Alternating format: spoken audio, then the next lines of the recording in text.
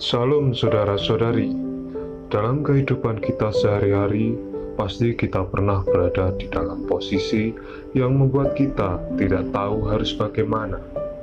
Maju susah, mundur pun percuma. Kita dipaksa untuk menghadapi kenyataan yang membingungkan diri kita, dan akhirnya kita pun bimbang, tidak lagi stabil dalam langkah. Jika kita melihat perkara yang ada di depan kita dengan mata manusia, maka kita akan melihat kesusahan yang harus kita hadapi. Dan hal ini pastinya hanya akan menjadikan kita orang yang tidak stabil. Tetapi berbeda ketika kita bisa percaya dan menyerahkan perkara tersebut hanya kepada Tuhan. Maka kita pun pasti bisa melangkah dan melewati setiap perkara tersebut.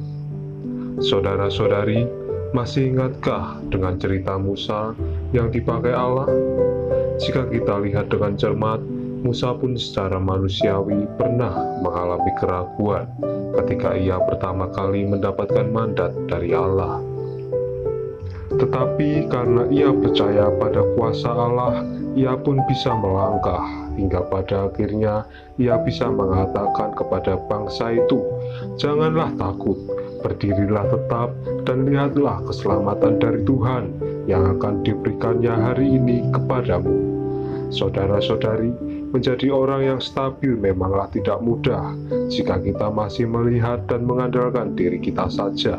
Kita perlu berserah dan mempercayakan segala sesuatu kita hanya kepada Allah, lalu melatih diri kita agar tetap stabil dan tidak goyah.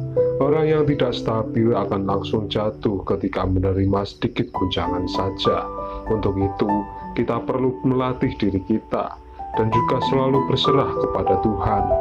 Saudara-saudari, kita perlu berdiri teguh di dalam Tuhan, agar kita menjadi pribadi yang berkarakter stabil, karena Tuhanlah kekuatan kestabilan kita. Allah Tuhanku itu kekuatanku. Ia membuat kakiku seperti kaki rusa. Ia membiarkan aku berjejak di bukit-bukitku. Orang yang bersandar kepadanya barulah bisa stabil. Orang-orang yang percaya kepada Tuhan adalah seperti gunung Sion yang tidak goyah, yang tetap untuk selama-lamanya. Semoga kita bisa belajar untuk menjadi orang yang berkarakter stabil. Shalom, Tuhan Yesus memberkati.